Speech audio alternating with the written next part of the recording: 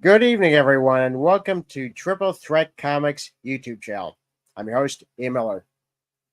Tonight is very interesting because as we're recording this, it's September 26th. Ironically, it's very Batman themed because today Batman got his own star on the Walk of Fame in California. And our guest tonight has some Batman news. He is a New York Times bestselling author who's written books such as Star Wars: The Living Force and Star Trek: Strange New Worlds, The High Country. And here he's talking about his new novel. Please welcome John Jackson Miller. No relation. How you doing? How you doing? How you doing? Yeah, it's been a big week at the Hollywood Walk of Fame, or a big month, because not only did we get Batman getting his star today, but last week we had Ewan McGregor, who of course is in my Kenobi books, and then before that we had Tim Burton, who obviously is Batman. So this has been quite the thing. I did get to go visit that for the first time when I had a couple of characters appear. I had one character that appeared in Ant-Man and the Wasp, and so they brought me out for that. And yeah, I did a photo of me shining Mark Hamill's star on the Walk of Fame. Which he had gotten not too long before. That's right, he didn't. Yeah. That's fantastic. So obviously we're going to talk about your new upcoming book, but it's crazy. I remember looking at your stuff. Obviously, you've also written Marvel comics as well, a lot of comics as well. But yeah, I actually did read one of your Star Wars books. It was actually The Living Force, and I was just blown away by it. Oh, thank you. Yeah, that's the most recent novel. But I also did I did the Knights of the Old Republic's comic series for like 5 years. Knight Errant, that was both the novel and the comics. Lost Tribe of the Sith, likewise, was novel and comics. Kenobi, the Obi-Wan Kenobi's first month on Tatooine, that was my first really big novel for Star Wars. And then New Dawn, which was the Rebels tie-in novel. So I've been all over Star Wars, and then I did Star Trek novels. Pretty much, it works out to be like one a year for 8 years. Not counting the way that when I did the 50th anniversary trilogy for Star Trek, they all came out monthly. But that was a hard time. But the novel that I am writing here, or that I've written for Batman, is by the same publisher and in fact the same editor, Tom Holler, from Star Wars: The Living Force. Wow. And I was we were in the production stages on that novel when he said, look, I know we're in the middle of one book, but I know you saw the Batman movie 12 times in the theater. Would you happen to be interested in a novel tying in just to the Tim Burton movies? And I said, I didn't even know that was a thing that you could ask for. And yeah, you bet. Wow. Yeah. I was about to ask, how did that come about? But yeah. Wow. Yeah, and it was something that I never would have expected. I didn't even know I could ask for it. I didn't know it was a thing. And the fact that there's been a resurgence of interest in the film from back then. Obviously, Michael Keaton turning up in The Flash, certainly helps. Sam Hamm, the screenwriter of the film, doing a comic series with Joe Quinones, who had done some of my Star Wars Knight Errant covers. Joe and Sam have been doing the Batman '89 comics for DC, and those are set after Batman Returns. And so I said, okay, if I'm going to do this, let me do something where I can make sure that I'm not repeating what they're doing or overlapping what they're doing. And Yeah. that's when I decided I'm going to hug the first movie, and let's get into that 3-year period that's in between Batman and Batman Returns. Yeah. Yeah. Obviously, you just said that you saw the movie 12 times, back in '89. Mm-hmm. So obviously, you know the film backwards and forwards, most like every other Batman fan that there is. Well, I was there the first night because I was reviewing it for my college paper, the Daily Beacon of the University of Tennessee, and I was only required to go the first time. I kept on going, and I would go with anybody who would go with me. I went twice one day. I'm not the sort of person that does the I'm going to stand out in line for days or whatever. And in fact, really before then, there wasn't much in the way of that kind of thing. That was not associated with Star Wars. But even by Return of the Jedi, that was such a wide open. That was in multiple theaters, so you didn't have lines waiting to get in.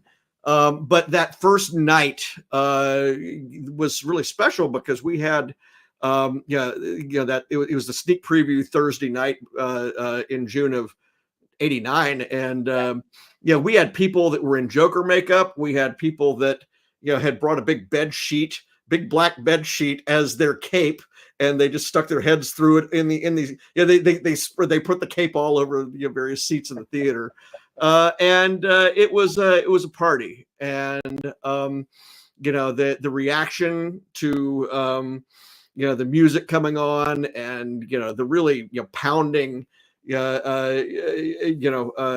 Elfman theme, and then the look of the picture as soon as it started. I mean, it was as soon as people Gotham City, people just applauded, and they were that was the best audience I can just about remember going to see a film with. Oh, I am so jealous. Oh man. Well, Just to see, every one of these things is somebody's first time to see something, and there's only a certain number of projects like that where it represented the end of a very long period of comics not being taken seriously by the general public, even though they were very serious by that point. Between Frank Miller and Alan Moore and everyone else, and it was just everything was still for the general public defined by Adam West and the TV series in the '60s.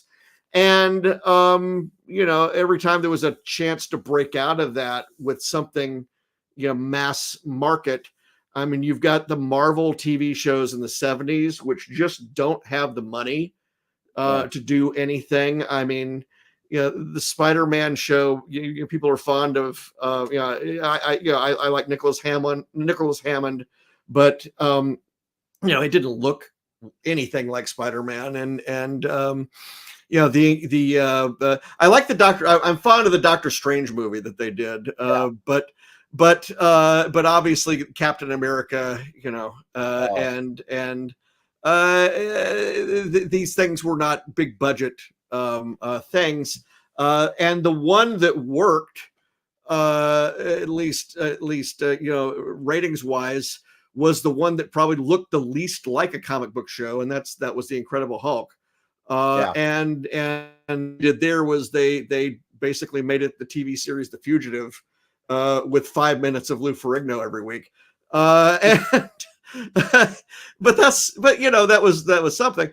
But and then in the mass audience, you got two good Superman pictures, which had uneven moments, but they aspired to be more. They were They were more serious. There was a lot more money on screen. Yeah. But again, we've got two movies following that are not aspiring to the same thing, and they're sillier. And so when you get to Batman in 1989, the most recent major superhero movie you've had is Superman 4: The Quest for Peace. And this is why so many people were worried at the time. I was not among them specifically on this, but there were people that were worried about Tim Burton, the director of Pee-wee's Big Adventure. They were worried about Mr. Mom, Michael Keaton. They were worried about they had both been in Beetlejuice together, and again, does this mean this is going to be entirely a comedy? And of course, what we got is the most effective promotional campaign in movie history, I think, with that logo back there, which they didn't even have the name of the film when they put the logo on screen in the trailer. And in the commercials, and by the time that summer was over, everybody was wearing that logo, or they were had it shaved into their heads, or they had a tattoo, or it was on their Taco Bell cup, which again is it's the only one I have left that's got a hole in the bottom, but it's they made me go to Taco Bell is what they did. but yeah, I mean, and I kind of threw myself into it, and there was not a lot going on that summer anyway. It was summer session, so we were only publishing 2 issues of the magazine or 2 issues of the newspaper a week. And I just said, okay, I'm going to keep at this. And I wrote about it, and I would continue writing about it, years later, when I went to work for the company that does Comics Buyer's Guide. And I was editing Comics Retailer, which was the retail trade magazine. Kind of the successor to that work is a website I have called Comicron, which has all the sales charts back when they were still doing sales charts.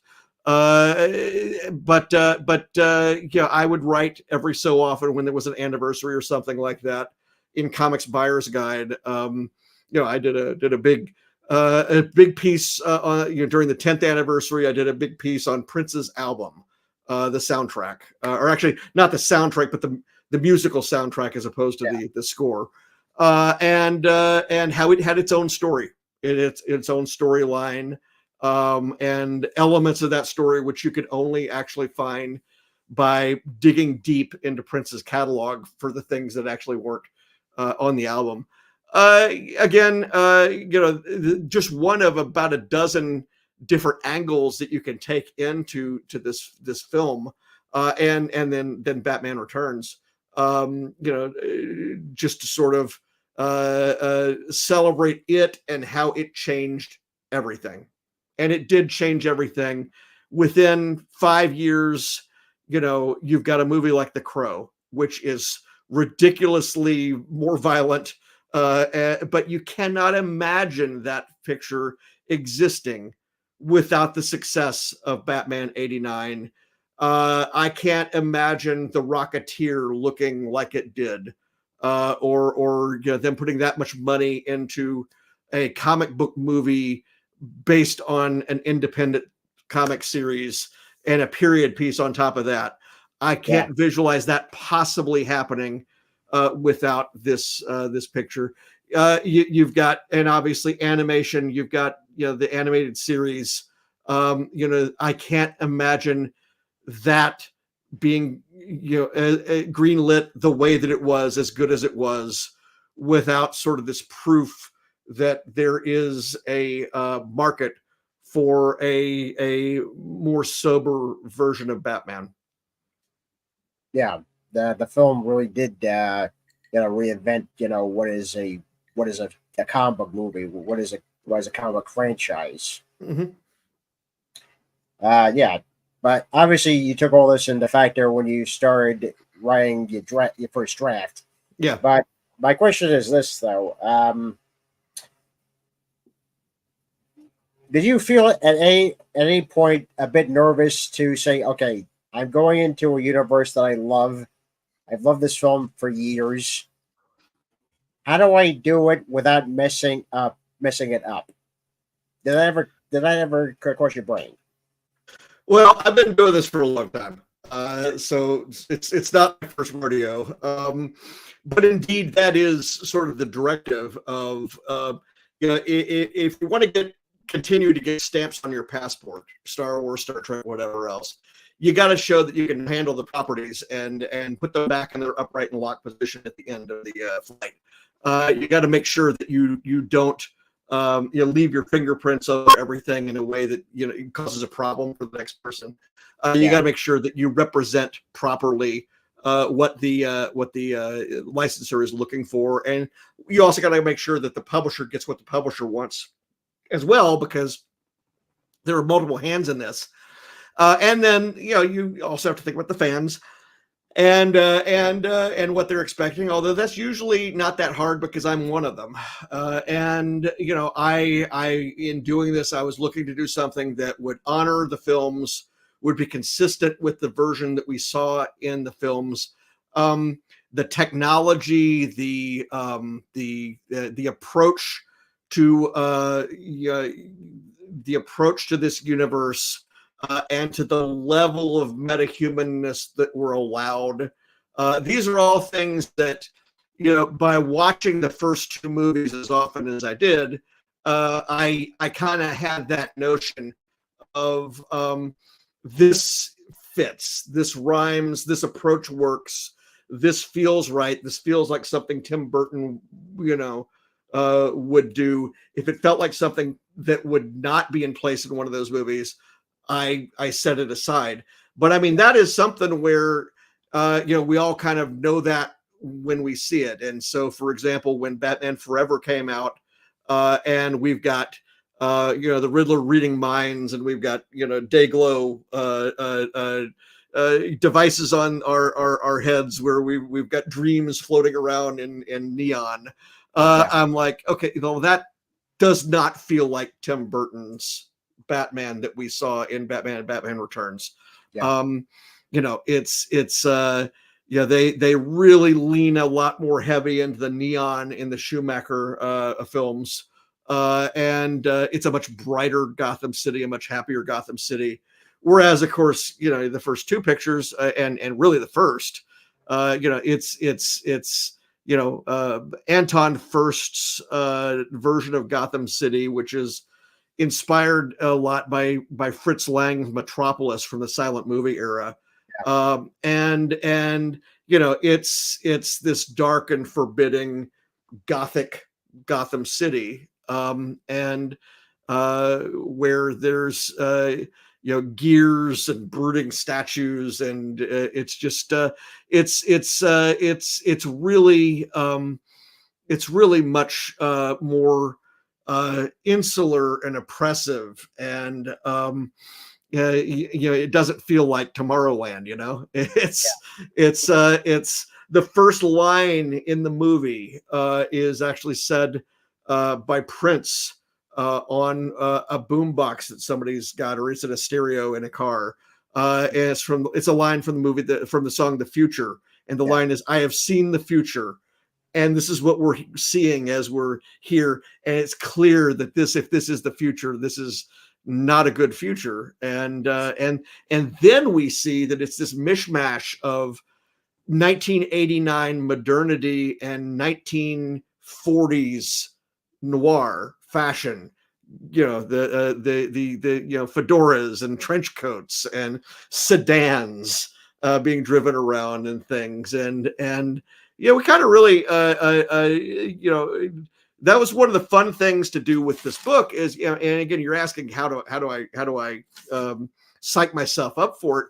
It's just a matter of saying, okay, I got to make sure that what I do rhymes, and I've got to make sure that when I bring in a Clayface, which is one of the characters that we have revealed that is in the book, we're not revealing any of the other secret characters at this time. But I'm like, okay, this has got to be a Clayface whose origin is rooted in the transformations that we see in the first two films. This has got to be more macabre, more Tim Burton is really into the whole Ed Wood freak show kind of thing. It's not necessarily the Clayface of the animated cartoons or anything where he's a shambling mound. It can't be like that. It's got to feel like this, and the technology has got to feel like this as well. It's clear that the people in the Gotham Globe newsroom are not doing everything on computers. It is clear that the main characters seem to have better and newer stuff than everybody else.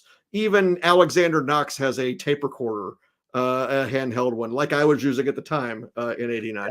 But then you've got all these other people who have old flashbulb cameras and things, and so I am like, okay, this is an aesthetic here. This is something that I've got to land near. And then I've just got to make sure that I give people the relationships as they saw them on screen with the characters speaking. I'm a pretty good mimic. So anybody that you heard on screen, I could pretty much imagine, how the tempo of the conversation would be. And so, when it comes to a character like Alexander Knox meeting Batman, which they never actually did in the movie, I can kind of do that. I can kind of riff on that. Okay. Wow. That's great. My next question is, how long, obviously this is set in between the two films, but how long after the events of the first film does this story take place? The word we're using is several months. It kind of feels like 4 or 5 to me.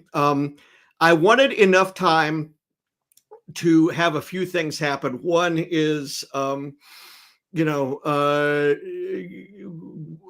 wanted to deal with Bruce's relationship with Vicky Vale at a certain point, which is not yet at the point that we see it in Batman Returns, which is of course at that point non-existent. But things have already started to go off the rails because I wanted to take some of the things that were happening in the first picture and sort of spin them out.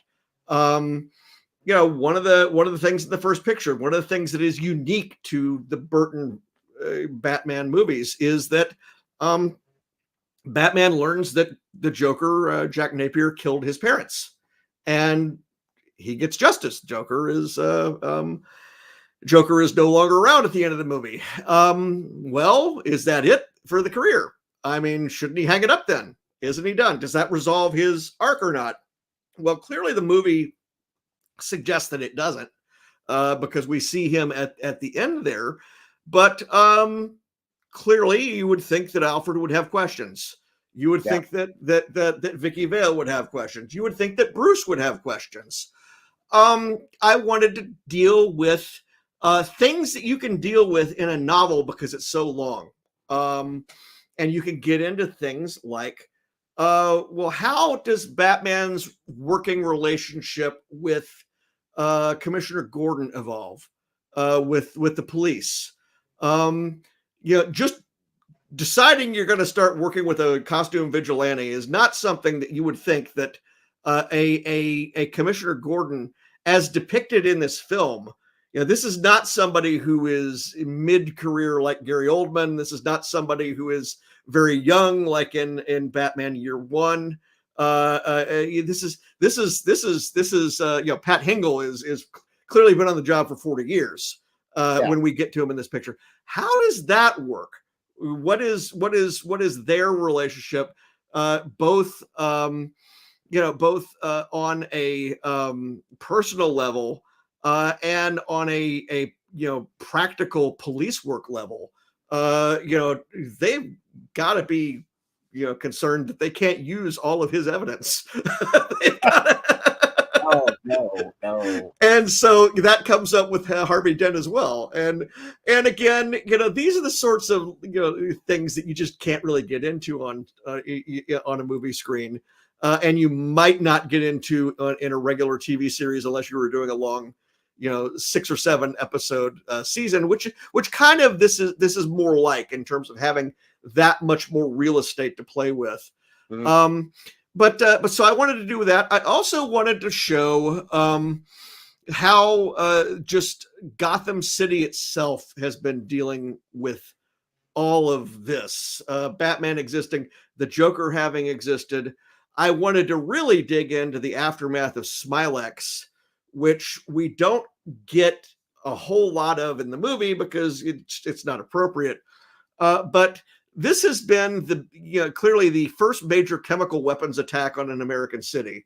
And how about that? What what are the after effects? Remember, Batman doesn't actually create a cure for it. He tells people how to stop accidentally using it. And so this is something that is an ongoing thing. And the novel really early on is dealing with this, that there's a need that's going to exist for Gotham City to deal with the people that suffered from the Joker's attack.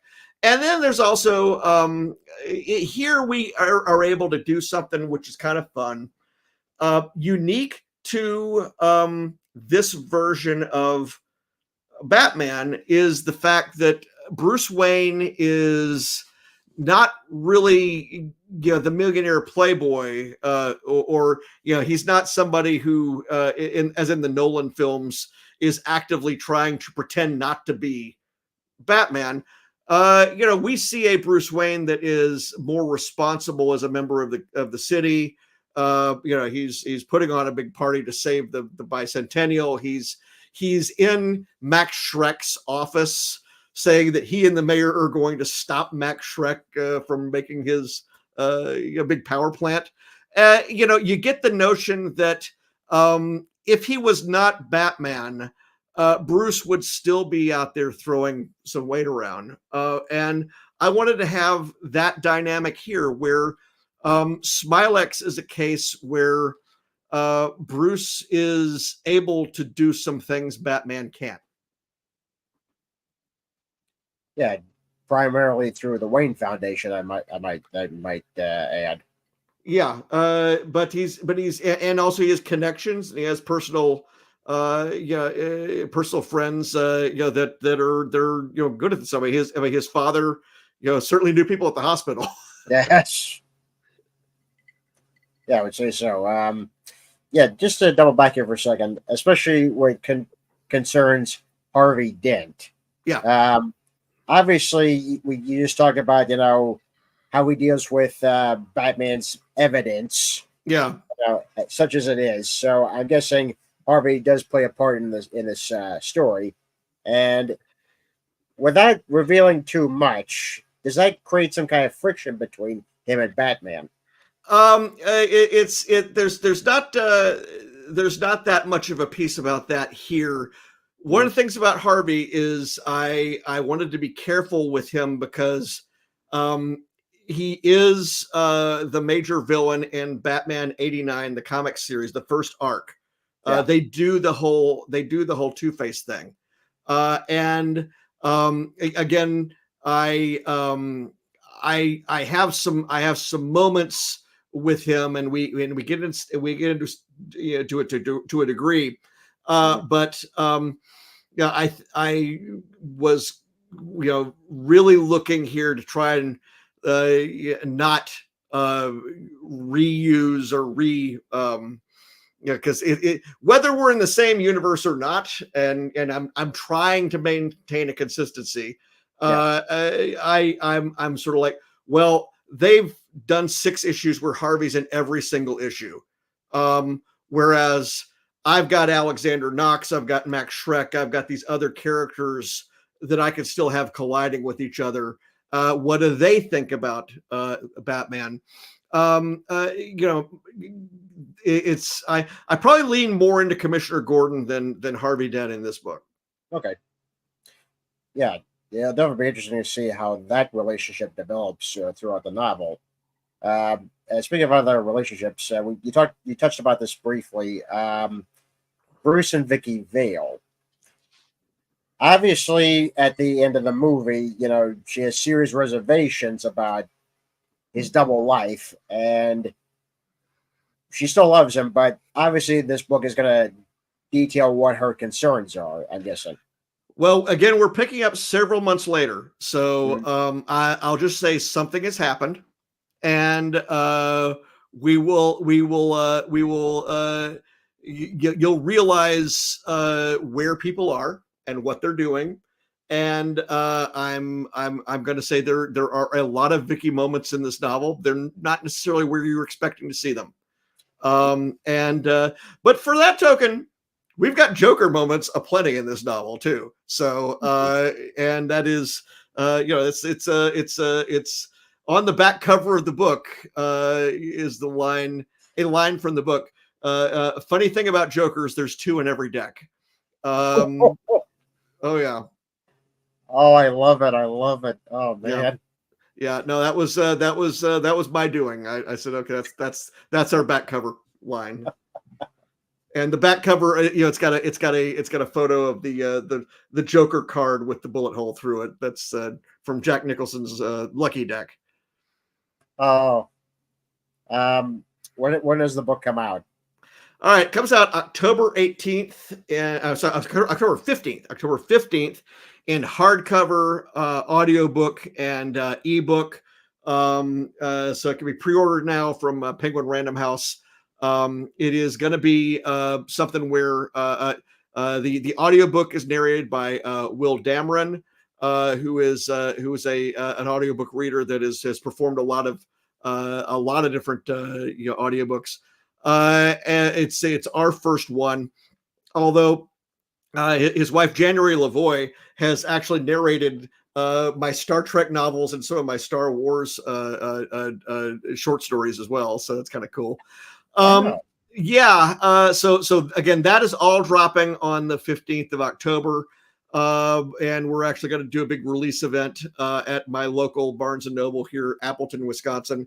And then I go immediately to New York Comic Con, and we do events there, and then I'm back the following weekend. I'm doing events in Chicago, so it's kind of cool. Nice. So I'll probably be able to see you at New York Comic Con because I'm going as well. Yeah, I am in table 1 of what they call the writer's block, and so that's that section that's in front of Artist Alley, and so I'm there, and then I'll also be signing for Penguin Random House, which is in its other room, and I'm doing panels there. I know there's a panel Thursday night on me talking about the novel. Also have a cool panel 2:00 on Thursday. I'll be interviewing Adam Nimoy about his father and his relationship from his new book, which is called The Most Human is the name of the book. And so that's just going to be the two of us on stage, me asking questions. Oh, that's fantastic. That's fantastic. I'm very excited for you. Yeah, that's fun. One of the consequences of having had that journalistic career is, even though I was not around for the beginning of what you do, the podcasts. Even though Yeah. I was not, I was not able to do that. I am still able to play the interview role on the other side in particularly these live action situations like that at these panels. Oh yeah. Absolutely. Um. Okay. Another question I have is we talked a little bit earlier about writing in Star Wars and Star Trek. Yeah. I deal with obviously with those properties. Um, you said you were able to mimic, the characters of each franchise. Mhm. Was it how interesting was it when you were able to start writing the High Country? Well, in Strange New Worlds, I had already done a proto Strange New Worlds novel, tying into that first season of Star Trek Discovery, where the Captain Pike and the Enterprise were not part of the Klingon War because they were off someplace else. Well, they gave me the chance to write about that year, and that was a novel called the Enterprise War, and that was Star Trek Discovery, the Enterprise War, and I worked with. As I did on all four of my streaming series novels, I worked with Kirsten Beyer. Kirsten is one of the novelists in the sense that she writes and has written all of the not Deep Space Nine, all the Star Trek Voyager novels for Simon and Schuster. Yeah. Well, she's in the writers' room of Discovery. She is the co-creator of the Picard series, and she's the executive producer of Strange New Worlds. And so with Enterprise War, and all these later novels, they all start with a phone call with her saying, "Hey, where's a good place that I can put a novel? Where's a good place where I can tell a story that is not going to be told on screen, but I can fill things out? Where there are opportunities for me to show somebody that hasn't appeared yet on screen, but you happen to know about, or vice versa." Where I can elaborate on something that your guys are going to do, but in print form.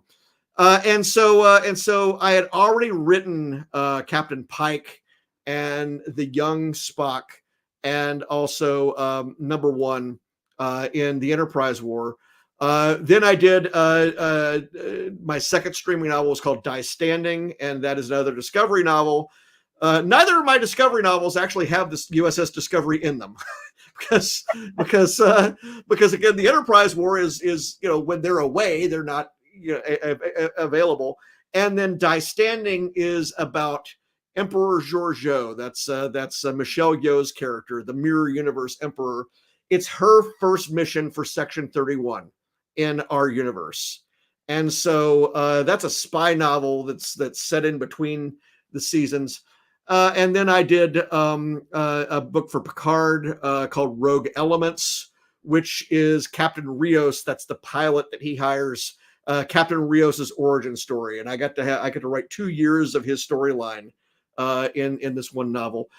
And so we come to Strange New Worlds, the High Country, and it is by this point a few years have passed since Captain Pike first appeared on Discovery.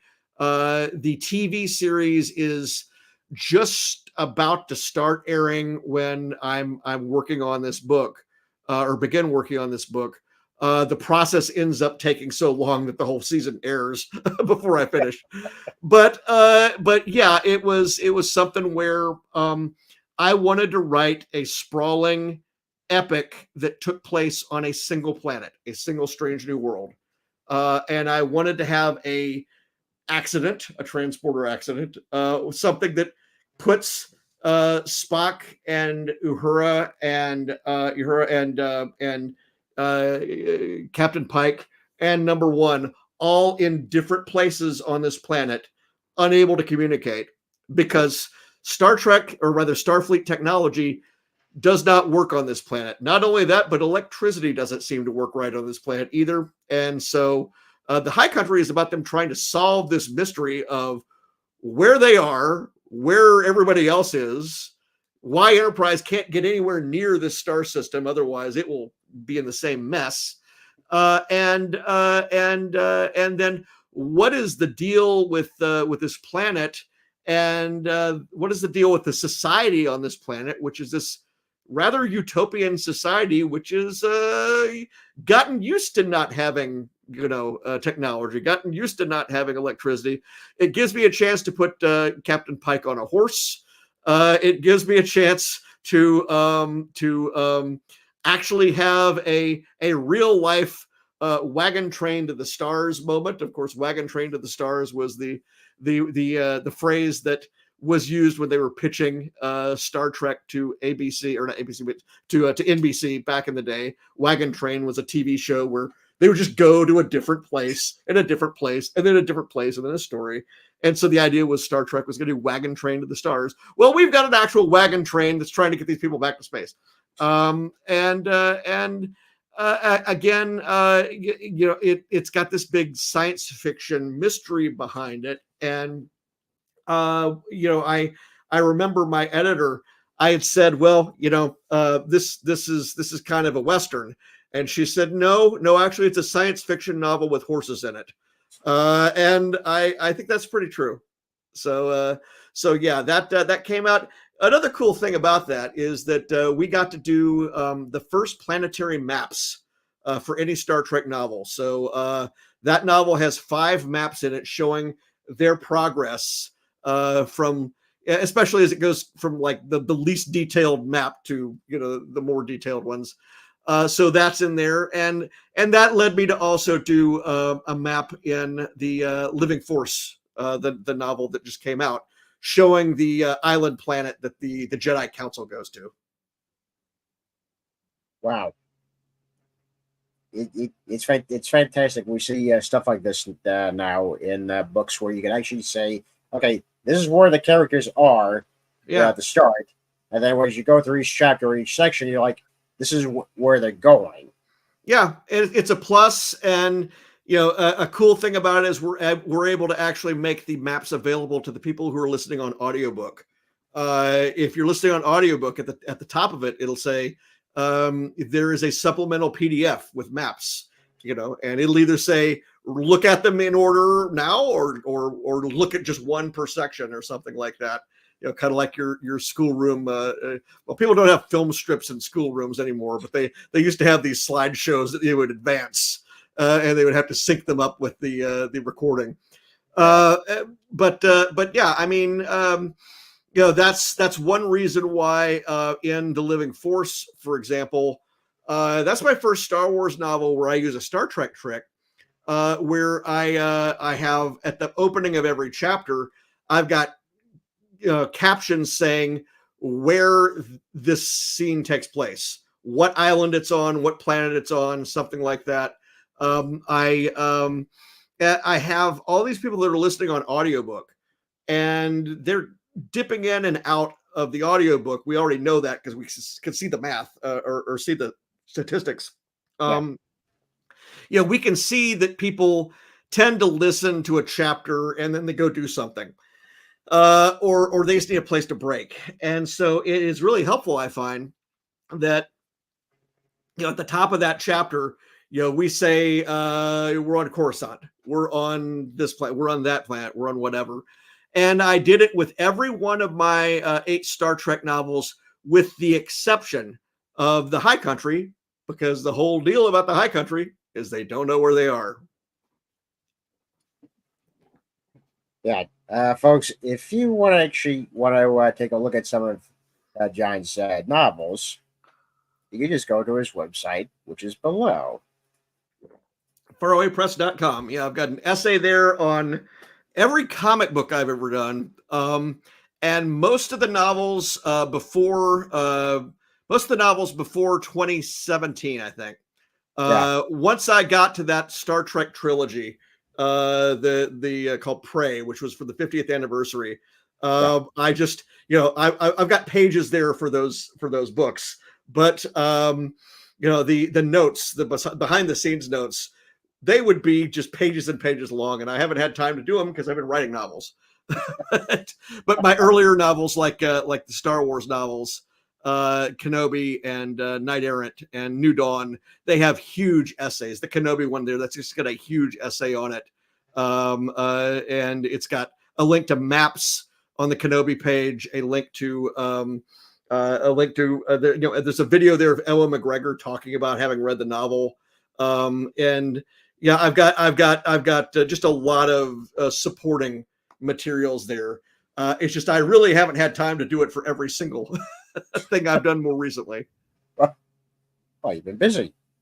Been busy, and things like getting the website to work are one of those things that I was never taught to do, and I've had to learn on the fly. And so it's nice that it came up when you went in. Oh, absolutely. Of course, these are some of his comics that you've done over the years. Oh, I see you did some Simpson comics. Did some Simpsons. Those are some of the favorite stories I've done. Didn't do a lot of them, but I think like 4 issues. I think, but they were ones where I was inspired by my kids. Some of the things that they did in those, and they were just a lot of fun.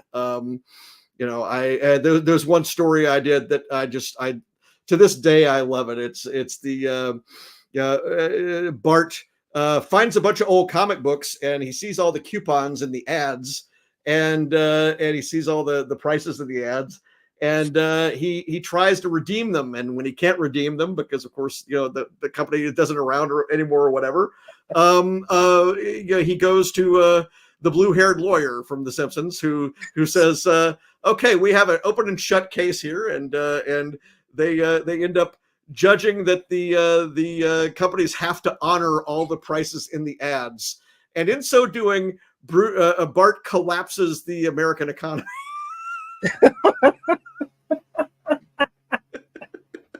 I gotta look this up. Yeah, that was a single issue of Bart Simpson. I mean, that was a ball.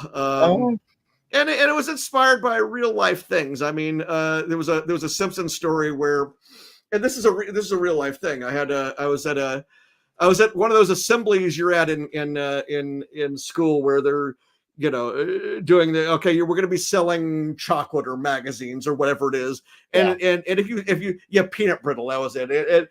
And if you sell 5 boxes, you win a hat, and if you sell 10 boxes, you win a T-shirt. If you sell 50 boxes, and at this assembly, when the guy said, when you sell like 50 boxes, you win, and somebody in the crowd screamed out, $10,000 in cash.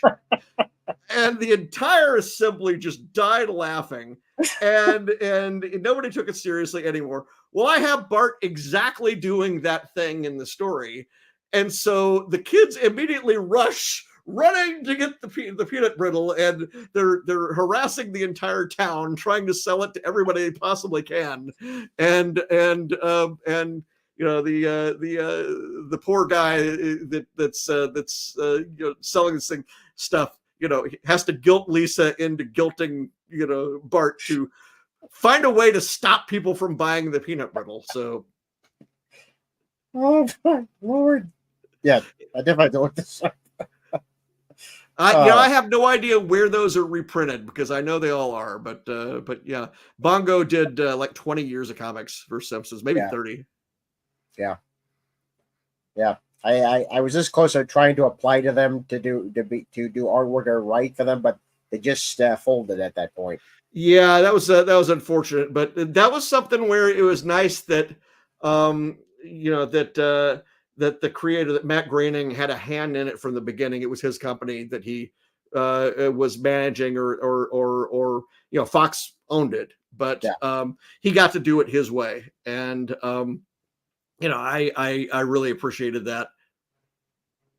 Yeah, absolutely. I do have one last question in regards to Batman Resurrection. Do you think at some point, maybe down the road, that this could possibly be adapted as a graphic novel? I think it is certainly doable. We had for Star Wars. I know at least one of the Thrawn stories more recently has been. The original Star Wars tie-in novel, Splinter of the Mind's Eye, was adapted into comics at Dark Horse, and that just got reprinted in the same big edition that has Marvel does these big omnibuses. This was the most recent one, Star Wars Rebellion Omnibus Volume 2. It's special to me because it's got my very first Star Wars comic from 20 years ago in it, an issue of Star Wars Empire. But it also has the collected version of the Splinter of the Mind's Eye adaptation. And that's one of those things I'm fairly confident that I know how I would break this story down. obviously, every one of these, media is different. You're not going to be able to do all the same stuff. We don't really have thought balloons anymore, so we can't have all the internal dialogue. Probably not nearly as much about the actual detective work. Some of the details. Yeah. It will probably lean more into the action. But I think there would still be a balance that kind of feels reflective of the book. Yeah. It would probably it would end up feeling probably about almost exactly halfway between what a film version of the novel would feel like, and then the novel itself. Yeah. Well, you never know. We'll see. Yeah, absolutely. They So, know where to find me. exactly. Exactly. And folks, go to 408press.com to check out all of John's great works of art. And they are works of art. I'm going to say that. I will say that is entirely thanks to the artists, because I have been asked not to draw. All right. All right. No, I used to try to draw comics on my own, but back in grade school and high school and even through college for a while, and I'm like, this is just slowing me down. I'm writing way faster than I'm drawing, and I'm not drawing well at all. But having tried to draw comics, and I was part of that sort of generation that was doing mini comics on the photocopy machine and mailing them around. That at least taught me kind of what goes on a page and what will fit on a page and what will fit in a panel. And so some of the rules that I've learned later on that are specifically taught. Joe Orlando at DC would teach one idea per page, one event per panel. Well, that's kind of stuff that's self-evident if you're actually trying to draw the story yourself anyway. You kind of go, all right, well, I really can't have my scene hopping around from this place to that place to this place to that place on the same page, or it's going to be crazy. And I can't do something where 5 things are happening in the same panel and people are going to recognize it or see. You can really easily see when it's done badly, and you have to hand it to the comics artists and the editors that work with them, and then the writers that are trying to target their work for them. I'm always trying to make things as easy as possible on the artists, even to the point where when I'm saying in a script who's in the panel, I will list them in the order in which they ought to be when they speak. So that way you don't have one of those things where the word balloons are crossing each other, because that's bad. Yeah, it is. It's okay. So Batman Resurrection comes out October 15th. You can find it at any of your bookstores. Yep. Pre-order it on Amazon and, of course, on Barnes and Nobles. So I do it now, especially with the hardcovers. So do it now, folks. Don't wait until lock them in. Yeah. Those pre-orders are what tell the bookstore how many to order. Extra for the shelf. They tell them, and they also tell the publisher, yeah, we should do more of these things. Well, I love it. I love it. And of course, folks, this is the time where I actually plug myself in for my own work. As always, you can find my work, Codem Hunter, issues 1 through 3, on indieplanet.com. We are working at Triple Threat Comics website. It's almost done. You saw a little bit in the last episode, but it's almost done, and you're going to love it. So don't worry about that. So here's issue 1, and issue 2, and issue 3. So check it out, because issue 4 is coming soon. Well, I think that's going to be it for us tonight. John, I can't thank you enough for coming on. I appreciate it. Yeah. And I look forward to seeing you at New York Comic Con, Maybe I'll bring my copy of Batman Resurrection with me that you can sign. It'll have just come out 2 days earlier, so hopefully it lands in the mailbox in time. I hope so. We'll see. We'll have them there in one way or another. Exactly. Well, I'm Ian Miller, and this has been Triple Threat Comics YouTube channel. Have yourself a good night, folks.